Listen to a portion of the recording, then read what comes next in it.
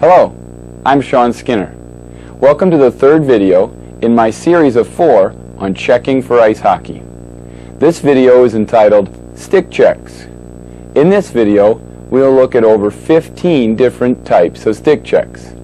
I will show when and how to use these stick checks. Also, I've added a special section on stick checking penalties.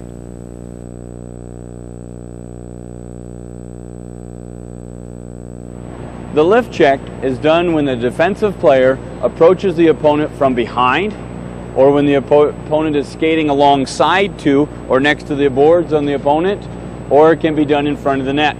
It's executed here by approaching from the side along the boards, by sliding the stick in between the opponent's legs and under the stick.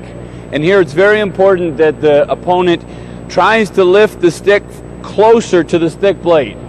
That'll force the opponent to be weaker. The closer you lift up near the gloves, then the stronger the opponent is. So you slide your stick underneath the opponent's stick, and in a real quick, snappy movement, you snap the stick up and try to gain control of the puck. Now, it's this snappy movement that's done by a push-pull motion of the hands. So you're pushing up with the bottom hand and pushing down with the bottom hand. And as you do this, a lot of players, sometimes they'll come in, they'll get their hands too close, and then they can't lift the stick at all. You're too weak. So we gain leverage by moving the bottom hand down on the stick, and then you come in and you snap real quick and then grab the puck. Now, we can do this. The defensive player has what's called a strong side and a weak side. Right now, I'm going against a right-handed player and I'm the left. So our stick paths actually cross. This would be my strong side. It's easier for me to lift the opponent's stick on this side. If we were facing the other direction, it would be harder now for me, because my stick is on my left side, for a left-handed opponent to reach all the way across my body and try to get in here. So I have a strong side and a weak side. I'd have to turn my body all the way in to try to lift the opponent's stick. So it would be more likely that on this side of the opponent, since it would be hard for me to do a lift check, I may execute a tap check to try to get the puck.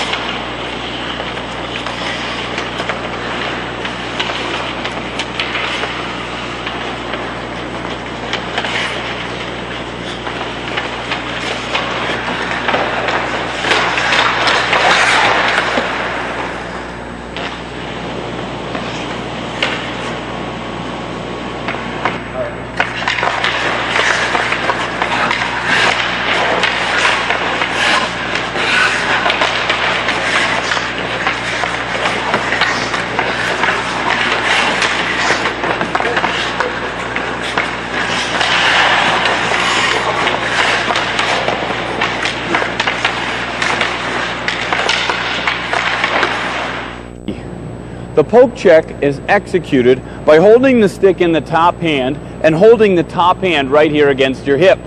This makes the opponent think that your stick zone is smaller than it really is. So it looks like my stick zone's real tight to my body, when in actuality my stick zone is an extra 1 to 2 feet further out in front of the body. Now, we execute the poke check by thrusting with the forearm and the elbow. We're thrusting right here. Take a look at that again. Thrusting with the forearm and the elbow. The stick should be positioned at an angle slightly across your body, and you're pushing out. You are not swinging with the puck. Too often we see players swing like this, and when they swing, they're out of position, they can't cut back. Or they swing the other way, and they can't pivot back to get the opponent if they cut back. Where we'd like the opponent to be able to go backwards, poke, and if they miss, they can still pivot and take the opponent. Or the other direction, same thing. They poke, they can still pivot and get back to the opponent. A lot of players think that this reach is determined by how long their stick is. And that has nothing to do with it, especially defensemen. They want to poke the puck away, so they think they need to have a longer stick. This is my reach, arm fully extended. Okay, if I have a two inch extra length on my stick, I can reach 2 more inches in this. But I don't gain reach from having a longer stick. I gain reach by bending the knees. That's where the poke check reach comes from. It's from bending the knees. We also want to discourage players from lunging forward. We're supposed to execute the poke check while going backwards in this particular one-on-one type situation.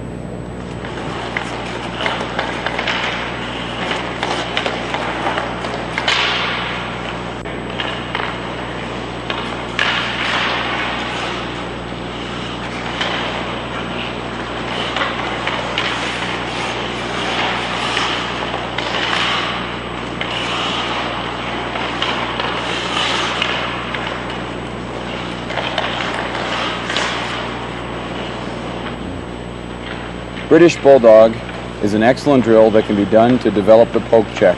Here we see players going back and forth from end to end with 1 or 2 players starting in the middle of the ice. As the players go back and forth across the ice, 1 or 2 players try to poke the puck off their stick in between the blue lines. As the puck gets poked off their stick, they are also in the middle until we are left with 1 or 2 players at the end. This is an excellent fun and game drill that can be done at the end of practice. Again, it works on developing the poke check.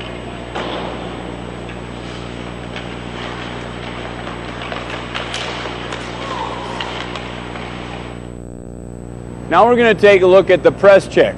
The press check, like the lift check, is used in front of the net when the player is either receiving a pass or taking a shot. It's executed by sealing the opponent's stick between your leg and your stick. In a quick movement, you come down on their stick and seal it.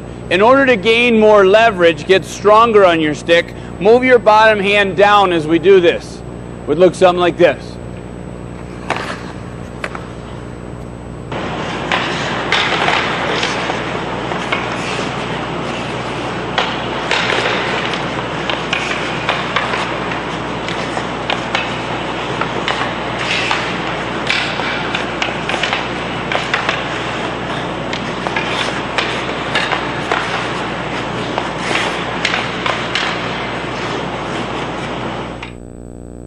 The pry check is an excellent check, and we usually use the pry check against a player that's trying to freeze the puck with their skate. So here we see a player trying to freeze the puck with their skate, and too often we see players coming in, banging, pushing, wasting a lot of energy, trying to move the guy all over to get him out of the way. When it's a simple geometry technique where the player slides the stick in between the wall and the opponent's leg all the way down to the ice, and pulls back with the stick, prying the puck out or twisting their body around. Now it's very important that as the player freezes the puck with their skate, that you don't stick the stick in here and we don't see players trying to hook the leg away or get called for tripping. We can do that on the forehand side, sliding in like this for a left-hander, or even the backhand side where the stick is slid again all the way in between the opponent's leg and the wall and pried back away and just pull out with the puck.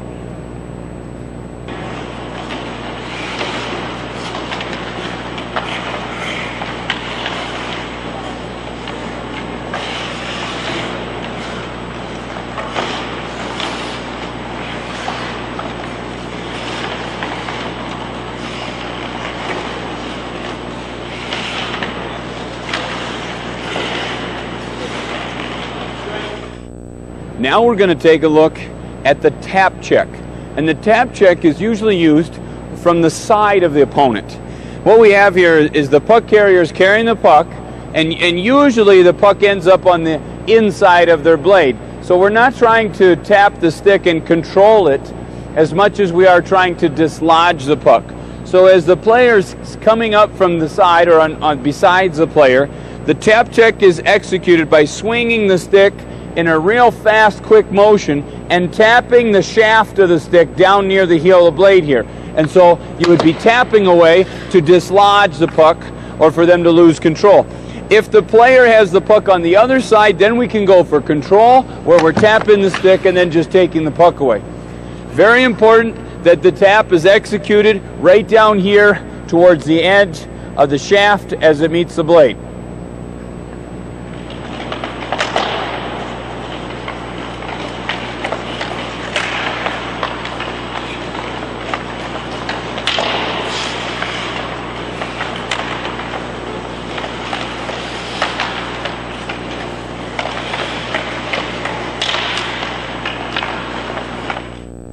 The hook check is usually used by a back-checking player traveling in the same direction as the puck carrier from behind. And the hook check is usually used instead of tripping the opponent or taking that penalty. What happens with this hook check is it has different lineups depending on if you're left-handed coming down on the left side or right-handed on the right side or right-handed on the left side. So let's take a look at these. If I'm left-handed coming down on the left side of a right-handed opponent, what I would do from behind is bend down on one knee, reaching down with my stick, sliding it in between, and hook the puck off the opponent's stick. If I were coming at the opponent from the other side, left-handed, coming down the ice on a right-handed player, I would drop on my left knee, getting my hand up on his hip, and pulling the puck in between his legs. Now, if I do this on a right-handed player, for a left-handed back checker coming down the ice, I can't do this from the left side on a right-handed player. On the right side of a right-handed player, if I'm coming down the ice, instead of using the hook check here, it would be better to use either the dive poke check that we show on the video, or come up from behind and just use the stick check. The sweep check should be used when the defensive player is behind, beside, or when angling the puck carrier. This check should not be done when facing the puck carrier.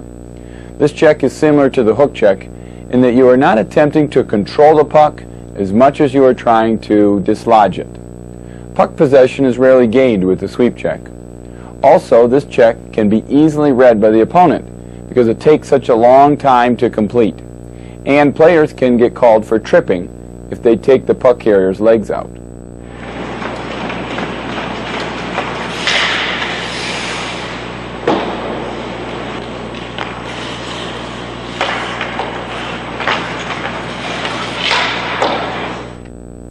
The dive check is used in attempt to stop a breakaway from behind without tripping the opponent, or to block a lead pass while back checking. Now we're going to take a look at using this dive check from behind while back checking. Here I'm back checking the opponent from a puck side position, which means that I'm on the inside of the opponent. I'm in between the puck and the opponent. Here we can see as the player passes the puck up, the dive check is executed by diving out with the stick in the top hand and knocking the puck away.